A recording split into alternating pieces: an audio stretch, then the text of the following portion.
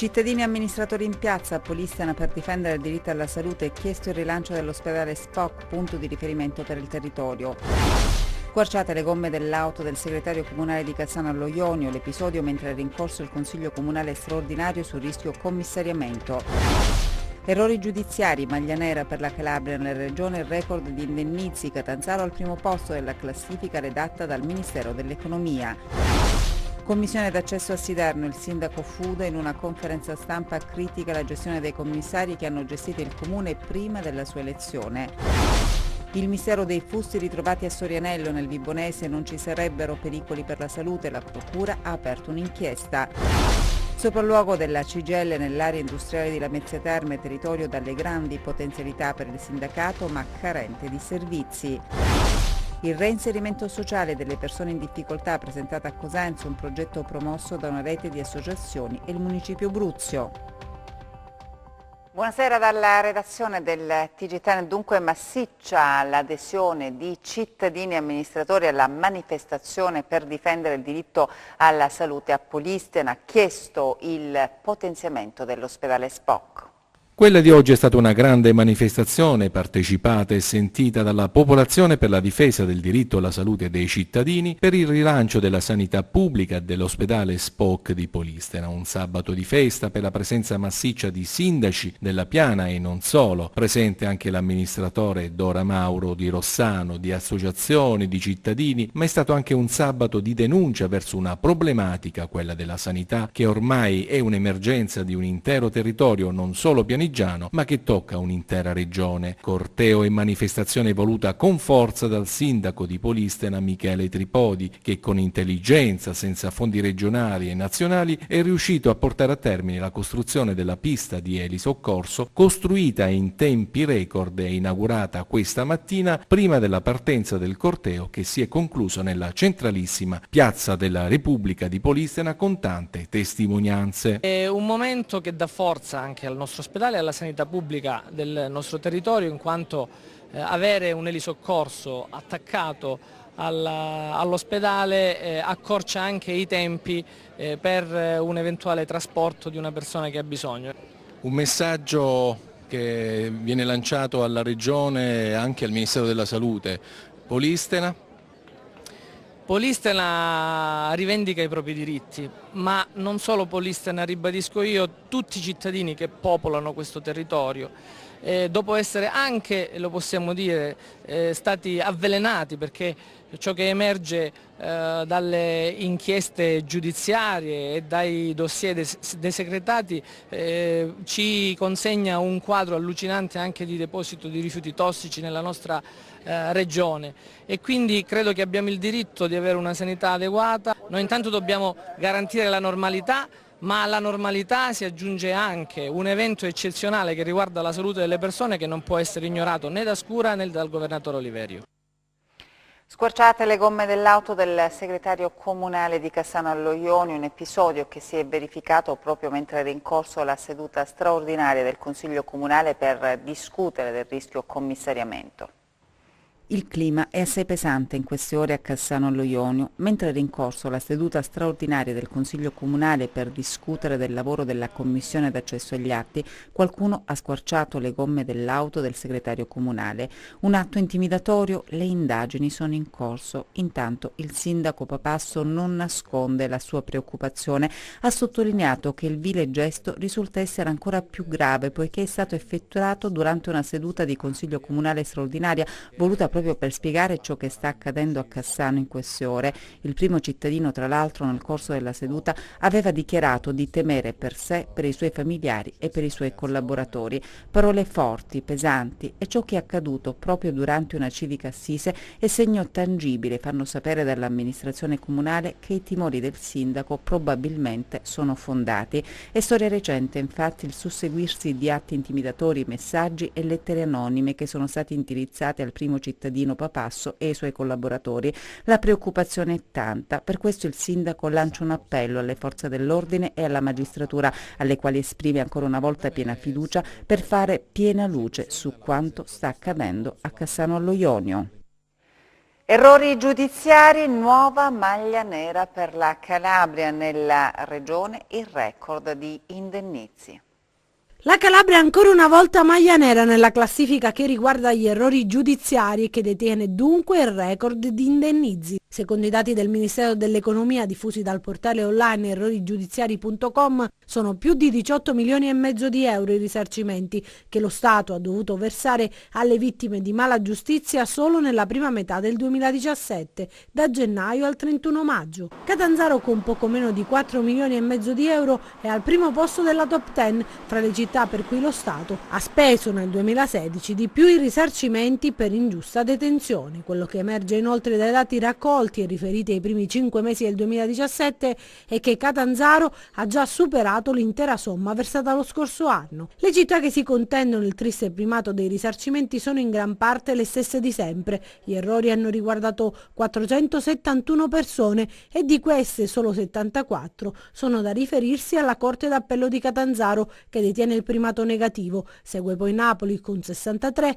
e Bari con 53 casi. Ma c'è un'altra città calabrese presente nella classifica dei dati elaborati dal Ministero ed è Reggio Calabria, con 8 episodi di ingiusta detenzione, ma che si attesta in fondo alla classifica con circa 500.000 euro di rimborsi per i primi mesi del 2017. Troppi dunque i casi di ingiusta detenzione nel nostro paese e il trend negativo si concentra soprattutto al sud. Errori giudiziari che costano caro non solo a chi ne è vittima, ma anche ai cittadini che ne pagano il prezzo in tasse e balzelli. Si è insediata 5 giorni fa la commissione d'accesso al comune di Siderno che verificherà l'esistenza di eventuali infiltrazioni mafiose. Il sindaco Fuda in una conferenza stampa commenta la decisione del prefetto e critica l'operato dei commissari che hanno gestito il comune nel periodo precedente alla sua elezione. A 5 giorni dalla decisione del prefetto di Reggio Calabria, Michele Di Bari, di disporre l'accesso antimafia al comune di Siderno al fine di tutelare e prevenire eventuali infiltrazioni mafiose, il sindaco Fuda ha indetto una conferenza stampa per fare chiarezza sulla situazione che si vive nel comune reggino. E fino a quando la questione si ferma, la commissione CESI e gli approfondimenti che è giusto che si facciano sul comune di Siderno e sulla mia gestione, è una cosa normale. Ma se malauguratamente questa iniziativa è un tassello di un mosaico molto più grande che coinvolge la Locre, allora credo che ci dovremmo preoccupare tutti, cominciando dagli anziani come me e venendo ai più giovani. Il primo cittadino ci tiene a difendere il proprio operato e torna sulle critiche mosse durante la campagna elettorale alla terna commissariale che ha gestito l'amministrazione nel periodo precedente alla sua elezione. Per i comuni che hanno difficoltà finanziarie si può accedere a un mutuo con la Cassa Depositi e Prestiti purché non si dichiari il dissesto. I commissari hanno preso 10 milioni di euro per pagare soprattutto una fattura della Sorecal di 4 milioni e dopo 7 giorni hanno dichiarato il dissesto. Se l'avesse fatto qualcuno di noi l'avrebbero arrestato. Dopo 7 giorni e sono stati talmente cattivi che anziché dichiarare il dissesto nel mese di gennaio 2013 l'hanno dichiarato a dicembre 2012 perché dichiarando a gennaio ci avrebbero coperto un altro anno.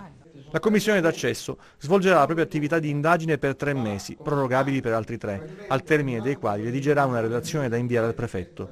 La commissione ha poteri investigativi e nel termine di 90 giorni dovrà passare al setaccio l'attività amministrativa comunale, solo nel caso in cui, in seguito agli accertamenti, emergano elementi su collegamenti diretti o indiretti con la criminalità organizzata o su forme di condizionamento che compromettono la libera determinazione degli organi elettivi e il buon andamento dell'amministrazione, il Consiglio verrà sciolto. Io mi auguro che mi date una mano nei limiti di legge, nel rispetto della legge, di poter aiutare questo comune che mi pare abbia bisogno di aiuto. La politica adesso con il tour di Francesco Laforgia per il radicamento di MDP in Calabria. Radicamento è la parola d'ordine e la strategia d'attacco di articolo 1 MDP, il Movimento Democratico Progressista in Calabria. Il tour del capogruppo alla Camera, il bocconiano Francesco Laforgia, ha toccato Vibo, Catanzaro e Cosenza, incontri in cui costruire la rete della rappresentanza, dare vigoria al movimento nato dallo strappo, anzi dal divorzio dal PD lo scorso 25 febbraio, frattura a sinistra e nuovi percorsi. Nelle città calabresi Laforgia recupera la parola riscatto. Non ci può essere una forza della sinistra di governo di questo Paese senza che ci sia un investimento molto forte nelle aree innanzitutto più fragili del Paese. E sicuramente la Calabria, che è una terra meravigliosa, ha bisogno di un riscatto sociale, collettivo, sul lavoro, sui diritti. Io penso che il radicamento e l'insediamento in questa terra così bella sia un punto di investimento che noi vogliamo fare con molta forza. Lo storytelling del movimento è lontano da quello renziano. Questo è un paese dalle tante eccellenze, ma un paese che ha un'enorme questione sociale ancora da risolvere. Credo che per risolverla ci voglia una sinistra seria che oggi non c'è ancora. C'è lo spazio anche per l'interrogazione parlamentare su un'avvertenza che riguarda Arende. Noi abbiamo fatto un'interrogazione su Almaviva Contact che sostanzialmente con un licenziamento mascherato ha chiesto a 65 lavoratori della sede di Milano di trasferirsi a Rende. Stiamo appunto parlando di un licenziamento mascherato che è un modo poco moderno di interpretare non solo i diritti, ma vorrei dire il capitalismo in questo Paese. Credo ci voglia un'etica della responsabilità di cui le imprese si devono far carico, perché i lavoratori non sono un pacco che si può trasferire di qua e di là, ma sono l'asset su cui le imprese devono sapere investire. Ci spostiamo adesso a Sorianello nel Vibonese per parlarvi del mistero dei fusti ritrovati nei pressi di una scuola. Le indagini sono in corso. Le indagini non si sono fermate e anche se dalle prime analisi vengono scongiurati i rischi più pericolosi, tra la popolazione rimane la preoccupazione per la scoperta fatta dai carabinieri della sezione di polizia giudiziaria nucleo ambientale della procura di Vibo Valentia. Si tratta di 25 fusti contenenti rifiuti speciali abbandonati su un terreno nelle campagne di Savini, frazione di Sorianello. Immediatamente dopo il ritrovamento, i militari dell'Arma hanno provveduto ad effettuare vari esami volti ad escludere il rischio di radioattività. Prezioso è stato anche il contributo fornito dal nucleo specializzato dei Vigili del Fuoco di Vibo Valentia, al quale spetta da affrontare situazioni collegate con i pericoli di carattere nucleare, batteriologico, chimico e radiologico. Escluso dunque il rischio di contaminazione radioattiva, ma potrebbero esserci delle analisi successive da parte dell'Arpacal. All'operazione hanno preso parte anche i carabinieri della stazione di Soriano e quelli del nucleo radiomobile della compagnia di Serra San Bruno. L'area dove sono stati rinvenuti i fusti è stata recintata e isolata dai militari, mentre la procura di Vibo Valentia, guidata da Bruno Giordano, sta coordinando le indagini. Da stabilire ancora se e in che misura ci sia stata la contaminazione dell'ambiente che ruota intorno ai fusti, i quali pare contenessero del materiale plastico solidificato o bitume. Rinforzata l'attività preventiva e ispettiva dei carabinieri del comando provinciale di Cosenza dopo l'insediamento del tenente colonnello Sutera, controlli a tappeto nelle aree sensibili della città e nelle zone della Movida. Ecco i carabinieri di Cosenza impegnati nel servizio di controllo del territorio disposto dal tenente colonnello Sutera. Decine di militari dell'Arma con il supporto di unità cinofile della compagnia di intervento operativo del 14° battaglione Calabria di Vibo Valentia hanno effettuato numerosi controlli nelle aree sensibili della città e nelle zone della Movida. Obiettivo: garantire la sicurezza dei cittadini. Per questo il comandante provinciale dei carabinieri di Cosenza, il tenente colonnello Piero Sutera, ha disposto l'intensificazione della attività preventiva e ispettiva, perché la prevenzione dei reati e la sicurezza dei cittadini, sottolinea, è l'obiettivo primario dell'Arma, un modello di sicurezza che si fonda su una costante presenza dei carabinieri sul territorio. E così nel corso della notte i militari del comando compagnia carabinieri hanno passato al setaccio diversi quartieri del capoluogo Bruzio. Presso il piazzale delle autolinee sono stati controllati i pullman di lunga percorrenza in arrivo e in partenza da Cosenza, con accurate verifiche su tutti i bagagli in stiva e a mano dei passeggeri, condotte con l'ausilio del cane specializzato nella ricerca degli stupefacenti e proprio grazie al fiuto del cane antidroga è stata rinvenuta all'interno di un box antincendio posto nell'atrio di un condominio una busta contenente 8 grammi di cocaina sottoposta a sequestro. E ancora, nel corso dei posti di controllo integrati sono state controllate 382 persone e 273 veicoli, sono state elevate 32 contravvenzioni, è stata sequestrata un'autovettura perché senza assicurazione, 2 veicoli sono stati sottoposti a fermo amministrativo, sono stati eseguiti 28 controlli con l'ettilometro, mentre sono state effettuate 21 perquisizioni personali e veicolari, a conclusione delle quali 3 soggetti sono stati segnalati alla prefettura di Cosenza per uso di sostanza stupefacente. Inoltre sono stati contravvenzionati 4 parcheggiatori abusivi. E adesso i nostri 100 secondi di cronaca. I finanzieri del comando provinciale di Vibo hanno eseguito stamane il sequestro preventivo per presunte irregolarità nella procedura di gara del cantiere edile e delle opere per la realizzazione del waterfront della frazione marina del comune di Nicotera. 4 le persone indagate per la vicenda, fra cui l'ex sindaco della cittadina Francesco Pagano, alle quali vengono contestati a vario titolo le ipotesi di reato di abuso d'ufficio, falso in atto pubblico, frode, truffa e abusiva occupazione di spazio demaniale marittimo. Ha aggredito un connazionale durante una lite ferendolo con una bottiglia di vetro. Un cittadino romeno di 39 anni con precedenti è stato arrestato dagli agenti delle volanti di Reggio Calabria con l'accusa di lesioni personali e resistenza pubblico ufficiale. L'uomo è stato intercettato e bloccato dai poliziotti nei pressi della stazione ferroviaria. La vittima, soccorsa e trasportata al pronto soccorso, è stata medicata con una prognosi di 21 giorni. 3 donne sono state arrestate dai carabinieri della compagnia di Scalea per furto di capi d'abbigliamento in un negozio della città. Le malviventi sono state perquisite e trovate in possesso a bordo dell'autovettura sulla quale viaggiavano della refurtiva consistente in diverse maglie griffate per un valore di oltre 1.000 euro. Le 3 donne poste agli arresti domiciliari sono in attesa del processo con rito direttissimo. Il Tribunale di Catanzaro ha assolto perché il fatto non sussiste l'ex carabiniere Mario Placani, che ha già prosciolto per la morte di Carlo Giuliani durante il G8 di Genova nel 2001, dall'accusa di violenza sessuale nei confronti della figlia e della sua ex convivente.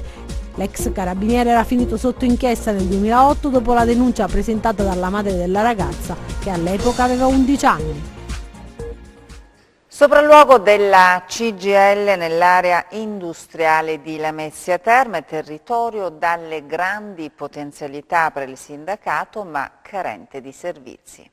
La CGIL nelle aziende dell'area industriale di Lamezia Terme è il sopralluogo con il segretario confederale Vincenzo Colla, che vuole capire come si lavora in Calabria prima di affrontare il convegno che ha come tema centrale Industria 4.0, innovazione e lavoro.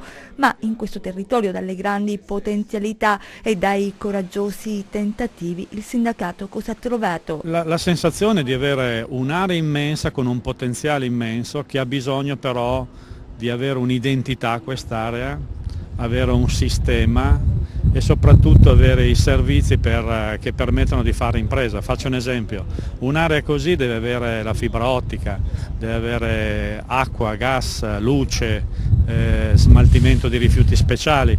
Non c'è un investimento, non sei in grado di attrarre investimenti se non sei in grado di garantire gli investimenti pazienti e quindi avere i servizi che permettono ovviamente di produrre. Il mondo del lavoro che cambia senza innovazione, il monito della CGIL, non c'è futuro. Le imprese che perdiamo è perché non hanno fatto investimenti in innovazione, quelle che hanno fatto investimenti in innovazione creano occupazione, sono in grado di stare nel mondo.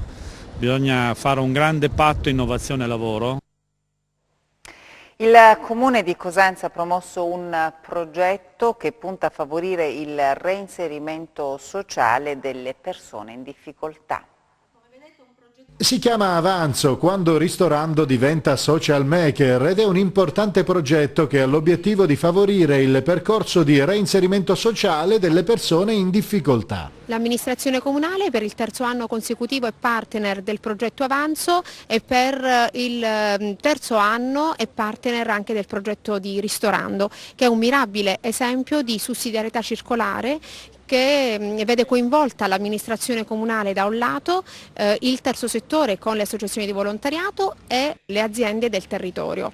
In più quest'anno c'è una novità, c'è il coinvolgimento anche della casa circondariale di Cosenza con un gruppo di detenuti che diventano volontari, per cui qui si parla della dignità della persona a 360 gradi. L'iniziativa va ad integrare dal punto di vista sociale il progetto Ristorando, ovvero la mensa già attiva da 3 anni per le nuove povertà, grazie anche all'inserimento dei detenuti della casa circondariale. Il nostro ruolo in questo progetto è quello un po' di favorire l'incontro della società esterna con i detenuti. Questo avvicinamento avviene attraverso dei volontari in un aspetto di questo progetto che si chiama sportello. Praticamente vengono i volontari e sentono i bisogni dei detenuti, anche su temi magari stretti, riservati, diciamo di carattere un po' più familiare, ecco, roba che magari con i dipendenti dell'amministrazione non avviene. E questo favorisce quindi l'integrazione sicuramente del detenuto con la società, ma anche un rafforzamento con i legami familiari.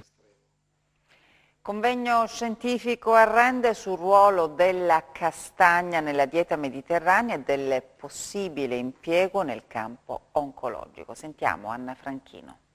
Con l'arrivo dell'autunno tornano anche le castagne che riempiono di calore e atmosfera le nostre case. Sono un alimento versatile e possono essere consumate in svariati modi, ricche di sapore, odore e proprietà nutritive. Oggi sono sempre più amate, ma soprattutto vengono impiegate anche in campo medico. La castagna è un frutto eccezionale, ha una composizione bromatologica con molti aspetti nutrizionali importanti per la salute e noi abbiamo riscontrato appunto questi aspetti nutrizionali per poterli impiegare in campo oncologico per i pazienti malnutriti che presentano problemi di disfagia, quindi di difficoltà alla deglutizione, perché si può molto manipolare a fini proprio medici speciali.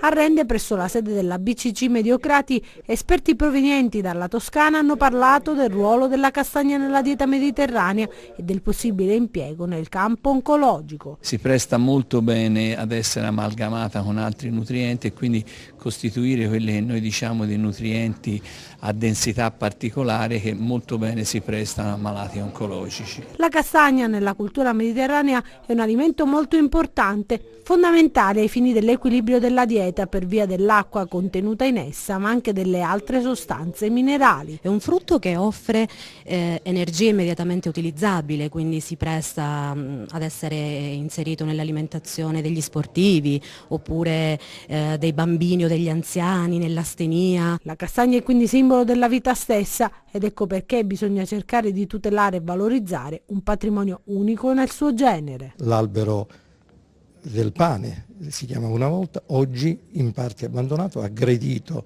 da tante patologie, malattie, ma ancor più dall'abbandono che noi dobbiamo in qualche modo frenare. Ci sono grandi possibilità, ci sono grandi opportunità per far sì che anche le popolazioni montane e pedemontane da questo frutto, da questa risorsa, possano trarre quei risultati anche di risorse aggiuntive per frenare anche l'abbandono anche da un punto di vista antropologico. E adesso lo sport, Gianluca Pasqua.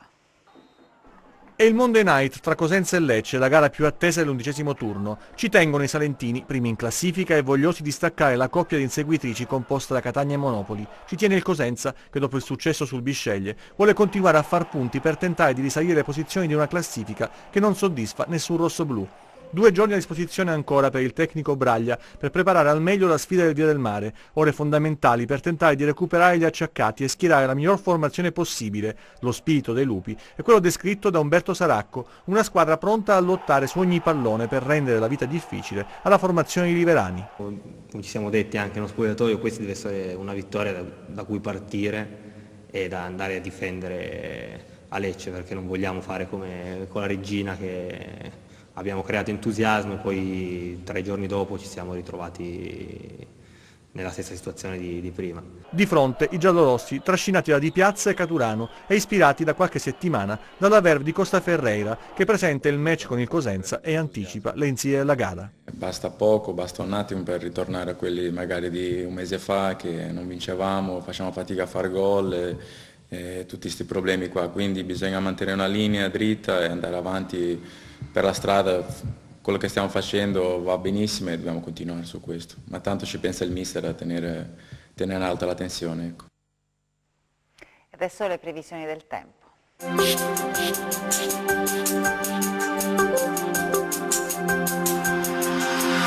Ben ritrovati da meteincalabria.it. La perturbazione che nelle ultime ore è stata responsabile di un peggioramento del tempo e di un sensibile calo delle temperature si allontana verso levante, lasciando spazio ad una rimonta anticiclonica che favorirà un miglioramento del tempo ed un aumento delle temperature. Vediamo quindi le mappe in dettaglio. Domani sereno poco nuvoloso ovunque, temperature in rialzo. Vediamo ora come si comporteranno mari e venti. Domani moto ondoso in graduale attenuazione, venti ancora da quadranti settentrionali, deboli o moderati. Per ulteriori dettagli consultate il sito www.meteoincalabria.it. È tutto, grazie per la cortese attenzione, appuntamento a domani. Il nostro giornale si chiude qui, grazie per l'attenzione, buona serata e buon fine settimana.